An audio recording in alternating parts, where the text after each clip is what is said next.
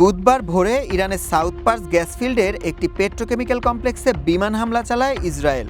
বিশ্বের অন্যতম বড় এই প্রাকৃতিক গ্যাস ক্ষেত্রে হামলার খবর নিশ্চিত করেছে ইরানের রাষ্ট্রীয় সংবাদ মাধ্যম। আমেরিকার সংবাদ মাধ্যম অ্যাক্সিওসের তথ্যমতে আমেরিকার সাথে সমন্বয় করেই এই হামলা চালিয়েছে ইসরায়েলি বাহিনী। হামলার কড়া প্রতিক্রিয়া দেখিয়েছে ইরান। দেশটির ইসলামিক রেভলিউশনারি গার্ড IRGC জানিয়েছে, প্রতিশোধ নিতে পরবর্তী কয়েক ঘন্টার মধ্যেই প্রতিবেশী দেশগুলোর তেল ও গ্যাস স্থাপনায় হামলা চালানো হবে। ইরান সরাসরি সৌদি আরবের সামরেফ ও জুবাইল কমপ্লেক্স, ইউনাইটেড আরব আমিরাতের আল হোসেন গ্যাস ফিল্ড এবং কাতারের মেসেইদ ও রাসলাফান শোধনাগারকে বৈধ সামরিক লক্ষ্যবস্তু হিসেবে ঘোষণা করেছে।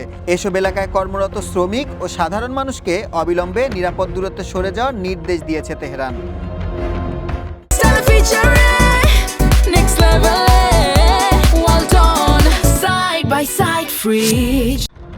এদিকে ইরানের গ্যাস স্থাপনায় ইসরায়েলি হামলার তীব্র নিন্দা জানিয়েছে কাতার।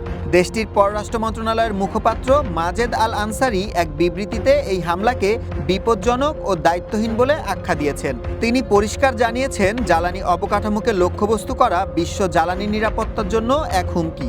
সব পক্ষকে সর্বোচ্চ সম্মান দেখানো এবং আন্তর্জাতিক আইন মেনে চলার আহ্বান জানিয়েছে দোহা।